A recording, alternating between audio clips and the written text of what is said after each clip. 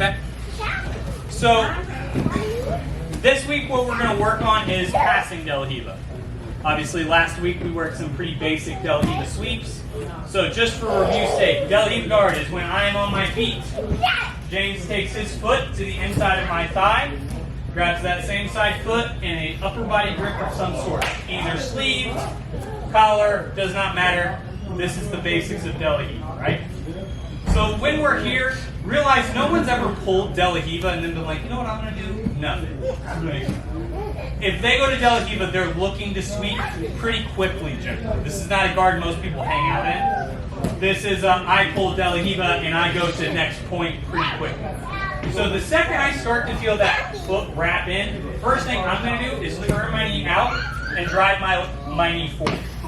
Because I'm trying to put pressure on that foot and on that De La Riva.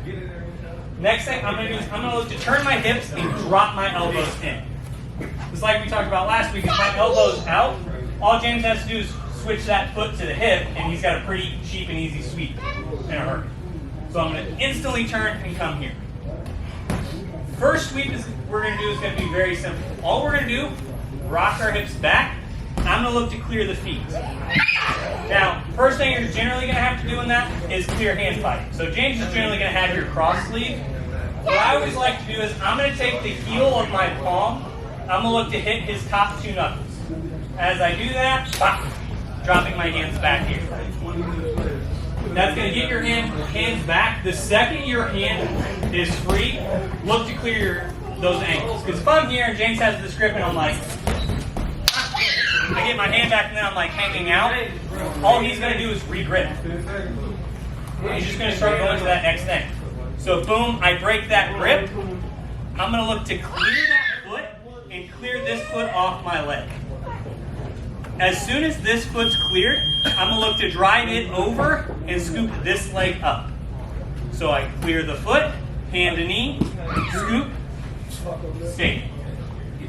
Now, depending on the flexibility of your partner, you can apply some pressure here. Dewey, you can just make him do full splits and it doesn't matter. James doesn't have that type of flexibility, so he's uncomfortable at this point, right? But once I get this leg stapled down, I have a variety of options. Simplest one, all I'm going to look to do is scoop that head, drive in, and pass my legs.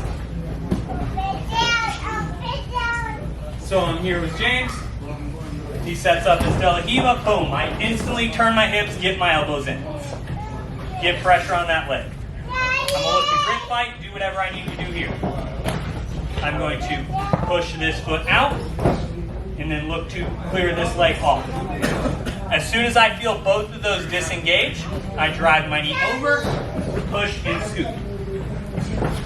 Once I'm here, I'm going to scoop the head, drive his head across, look to step my knee over, windshield wiper my feet out. Once you're here, side control, take the uncivilized things you want to do to them from that. The goal is do not let them establish in a major way and immediately look to counter. A lot of guards are safer that you can sit in. Like full guard, you have a little bit of time and a little bit of more comfortability. De La Riva and some of these more advanced guards, the second you feel someone going there, you need to start countering immediately because they're going to have ideas there because no one pulls De La Riva guard and then goes, oh shit, I don't know what to do next. Plenty of people pull guard, close it, hold on for a second and go, okay, what do I want to do? Very rarely do I see someone pull De La Riva, X guard, something silly like that and go, oh, we're just going to hold on to some grip. It's a pretty fast attacking guard. So, questions on this first pass?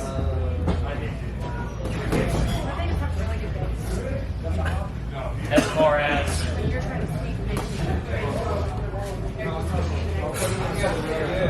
like if I'm in De La Riva here? Yeah, you try to Boom. Sitting. That's the difference in between defending and counter. So if I'm here and I just base real hard and I just kind of stall out here, I'm defending really well. I'm not escaping or countering. That's the difference. I want to escape. This isn't a guard you can just defend. I can sit in top full guard and just defend. Just kind of play safe, play tight, re-square the hips, and play there and defend. You have to, escaping is when I actively am in a problem and I try to get out of it and go to a better position. But if you base real low, what's his best? So like if I base here, boom. The next. Yeah. Other questions?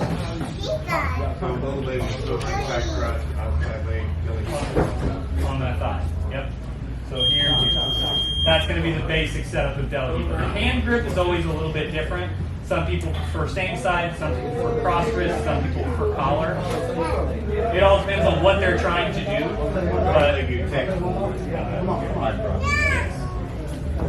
When you're following it, are you like establishing the side controller? Is it like all one? I'm going to that staple first. So that staple is always the most important. So boom, I go here and here. I'm going to establish here for a second because there are other options from here than just going side control. The very obvious one is spinning knee, right? That's very obvious. There's back stepping, overstepping towards the back. I mean, there's a half dozen passes / submissions you can hit from here. I want to establish that staple first, and I'm just taking the quick side control for moments. Other questions? One, two, right. Look, the common questions we were getting. So, one, I don't care what grip they have. The most common grip you're going to see is this one here. But I don't care if they have same side grip or even collar grip. I need to make sure I do not let them establish that in any meaningful way, because that's going to be step one of what they have to do to set up 70% of del Hiva is going to come off that grip. The other thing, I saw a lot of us reaching weird when we're doing our clearing of feet. Same side clears same side. This foot is cleared by this knee. This side is cleared by this knee. And I'm always knee cutting towards the del Hiva hook. So I'm here, bop, and bop. Now, we're going to practice that a little bit more just because I like getting to this staple, but we're going to work another option out of the staple to change up. All we're going to do is we're going to drop our elbow to the inside of his armpit, keeping our staple. As soon as we get here, I'm going to escape this hand out. I'm going to back step hard, opening my hips, overstepping here. Nice part about this is, if you do it right, you should land somewhere in between mount and his back. Some people will refer to this as combat mount. Call it what you want. I don't care. You end up here. Nice part is, I can drive him either towards his back to take mount, or if I prefer, I can drive him up towards his base. Depends on what you want to do. For me, I'm uncivilized. I like to hit people. I'm just going to let him sit here, and I'm going to start raining hellfire. But if not, I'm going to push him towards his back and start taking the back. So we're here with James. He sets up his del Hiva. I don't like that. Boom, I instantly get my base and my knee set. Boom, I hand fight. Clear. Push down. Staple. Let's say I just don't feel confident scooping for the head or any reason. I'm going to look to scoop that elbow in, back step out. As soon as I feel this back step hit, boom, I step over, pull him in, here I'm out. Questions on this one? Same first half, a little bit different on the back half.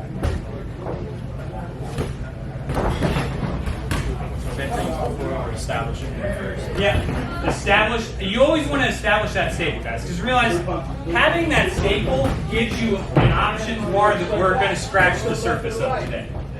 I'll go through a couple options just for the fun of it, but if I'm here, Bob, I get to this staple, you have towards side that I showed you, back step that I showed you, spin to that knee, drop back for the ankle, you have thinking off the top of my head.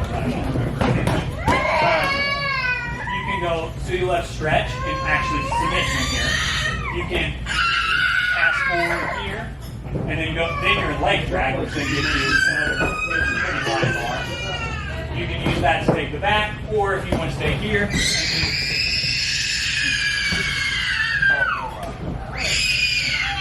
option bar is pretty wide. So that's why I like establishing this staple. So, Orders of operation, palm of the feet, clear the ankle with the same side hip, yep, and leg extension. yep. So, order of operations. I'm here. First thing I'm going to do is get my base and my hands back under control. Grip break, clear feet, staple, decision on the pass. You know, which pass you want. For this one, elbow to the armpit, back step, overstep. And then if you're mean to James, you punch him right in the arm. Alright, 1, 2, 3. Alright, we're going to do one of my favorite passes to teach today. So I'm here. He's going to get here. I'm going to try to turn this, and for whatever reason, he doesn't suck at De La Riva guard, right? So boom, I'm going to go to break this grip, but I can't seem to get this leg turned, and I can't seem to get, you know, kind of anything working here to where I can really get going. So all we're going to do is the Jackson pass. So I'm here. All I'm going to look to do is turn my hips away from the De La Riva. I'm going to knee kick, and while you do it, you have to do a sound effect. Because it's the Michael Jackson flip kick. It's the easiest way to describe the kick I need you to do. So I need to pass that. So you're here, bop, and you're going to kick and step your foot around that hip. Bop. As soon as you're there, you're going to drive that knee down, boom. Stapled to the outside as opposed to an inside staple pass. As soon as you're here, same concepts, you can look to just clear the knee and pass. The goal on this one is getting that footwork right on the front end. So I'm here, I'm still going to grip break, and I'm still going to try to do all the other things. The only difference on this one is I'm generally going to come to the front of his knees here and establish my grips. Turn that knee and hips, kick, and get that foot to the opposite hip. As soon as that foot lands, I'm going to big step to the outside, turn his hips, knee cut down. Boom, clear the knee, pass the side control. That way. So I'm here. Boom, James is working. I don't like what's happening, right? I try to clear it, it doesn't work. He puts it back. Boom. I set my grips. If you're going to set grips on this, set them to the inside of the knees. Here. I'm going to turn, kick, turn, and step. As soon as you get here, same thing as your normal staple passing options.